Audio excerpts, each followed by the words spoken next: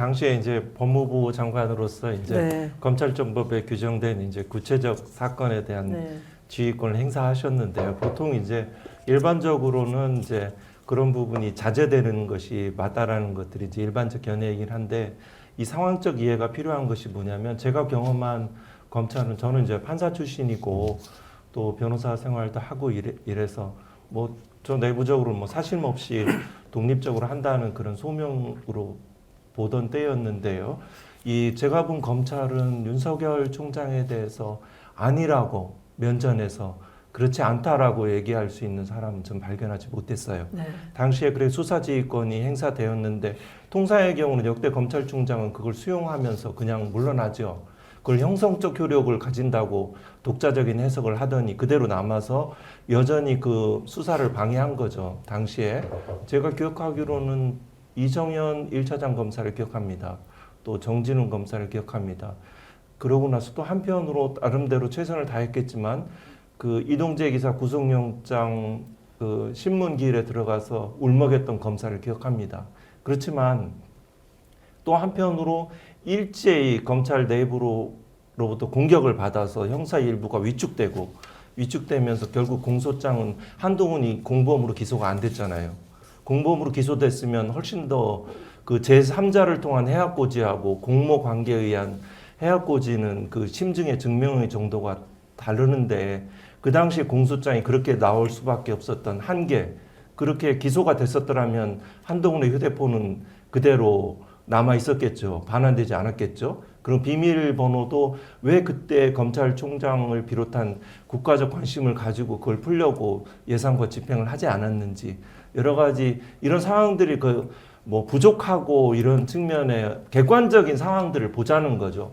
생각보다 검찰의 조직은 강고하고 일제히 그 아까 제왕적 권력이라고 표현했는데 거기는 권한뿐만 아니라 특활비 각종 지시와 인사권들까지 다 실질적으로 행사하고 있었을 때였기 때문에 생각보다 검찰 조직은 단단하고 강고했었습니다. 이제 검찰 장관님께서 뭐 갑자기 뭐 맥락 없이 수사지휘권 행사한 게 아니고 6월달 상황을 보면 갑자기 이제 이모 기자 측에서 수사 자문단 요구를 했고 그러다 보니까 이제 수사 자문단을 일방적으로 밀어붙였는데 그 과정에서 이제 저희 중앙지검에 수사 자문단 인원을 신청해라 뭐 그렇게 하면서 그 사유가 뭐냐면요 대상이 이모 기자의 영장 청구 여부 더하기 한동훈에 대한 기소 여부를 한다는 거예요. 네, 네. 이제 막 압수영장 집행해야 휴대폰 압수했는데 네.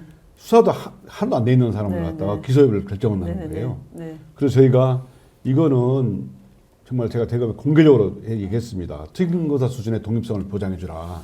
수사에 간섭하지 마라 했고 대검과 이 중앙지검의 갈등이 있는 걸 보고 장관님께서 법무행정 최고 책임자로서 이걸 도저히 두고 볼 수가 없는 사정이라서 그 수사지권 발동을 하신 거예요. 맞습니다. 네. 근데 장관님이 검사들의 집단 반발도 컸지만 사실은 그때 장관님이 수사지휘권 발동을 하시고는 그 정말 그 출근을 못 하셨어요. 그 당시에. 네. 그리고 그 정치권이나 이런 데서도 엄청난 장관님에 대한 흔들기 막 언론을 통해서도 그렇고 그런 게 있었습니다. 예. 그래서 그 당시에 윤석열은 사실은 순수한 공직자 검찰 뭐 저는 판사 출신이니까 이제 이 자리에 한 부장님이 판사 출신이고 제가 그렇고 이 두 분이 검사 출신이네요. 2대2네요. 네.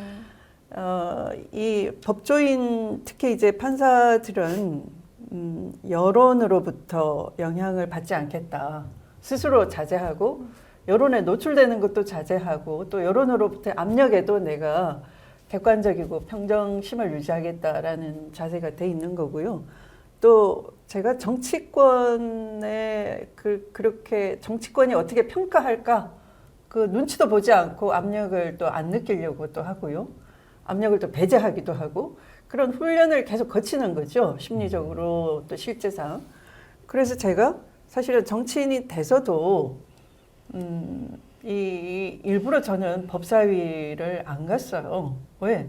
내가 그 생리를 잘 알기 때문에 이 단순히 뭐 정관예우라는 것이 돈뿐만 아니라 어떤 조직이 갖고 있는 힘 이런 것도 서로 이렇게 영향을 주고받고 하면 안 되겠구나 해서 이제 절연하려고 애를 썼던 거일 거고요. 하는 수 없이 이제 저보고 법률을 아니까 사보임 해주세요 하면 뭐 한두 시간 가서 이제 그 자리를 메꿔주는 경우는 간혹 있었지만 이제 저는 이제 법무부 장관으로서도 제가 이걸 정치 분위기를 여기에 심지는 않겠다라는 게 있었어요. 내가 공직에 있는 동안은 내가 이 순수성을 훼손시키고 싶지는 않다. 그래서 굉장히 저는 근신하는 상황이었는데 가만 보니까 윤석열은 끊임없이 정치적인 분위기를 본인한테 유리하게 만들려고 정치권 로비를 열심히 하는 게 감지가 됐어요. 어울려서 술도 마시고 교분도 주고받고 그리고 정치권 인사들하고 형님 동생 하더라고요. 그런데 이 무렵에도 제가 정치권의 로비를 한다는 걸 느꼈어요. 그래서 수사 지휘를 해놓고 제가 스스로 출근을 안 하려고 휴가를 내고 산사로 옮겼어요. 그리고 제 거처를 아무한테도 안 알려준 겁니다. 그런데 이제 제가 이제 좌고우면하지 마세요. 내 수사 지휘에서 일자 일획도 건드리지 못합니다. 로비에 넘어가지 마세요. 이제 간부들하고 신신당부하고 이제 헤어지는데 그 자리가 밥 먹는 자리였어요. 간부들한테 이제 제 취지, 거취를 묻지 말아 달라라고 하고 이제 당부를 하는데 당시에 검찰국장이 이런 얘기를 하는 겁니다. 장관님이 카메라 한 컷만 있으면은 이렇게 좋을 것 같은데 총장님이 그걸 도와주시겠대요. 이런 식으로 얘기를 해요. 그게 무슨 소리요? 그랬더니 발장을 끼고 사진을 찍어 드릴 수가 있다고 과거에 한다. 관계실 장관 네. 때 그랬었거든요. 그러니까 그거를 이제 정치적으로 네. 그렇게. 네. 그러니까 아마 맞습니다. 이 개혁 장관으로 내려갔던 노무현 정부에서 초대 여성 장관 강금실 장관이 당시에 송광수 검찰총장이 한 연수원으로나 실제 나이가 한 10년 차가 났을 겁니다. 그렇죠. 그런데 젊은 여성 장관이 거대한 방대한 검찰 조직, 완고한 검찰 조직을 개혁 방향으로 이끌려고 하니 마찰이 얼마나 심했겠어요. 그래서 어느 한정식 집 앞에서 이제 팔짱을 끼고 사진을 찍고 우리 사이가 좋다라는 걸 일부러 분위기 개선하려고 보인 적이 있는데 강 장관이 그걸로 굉장히 이렇게 리더십이 있는 여성 스타로 부각이 됐죠.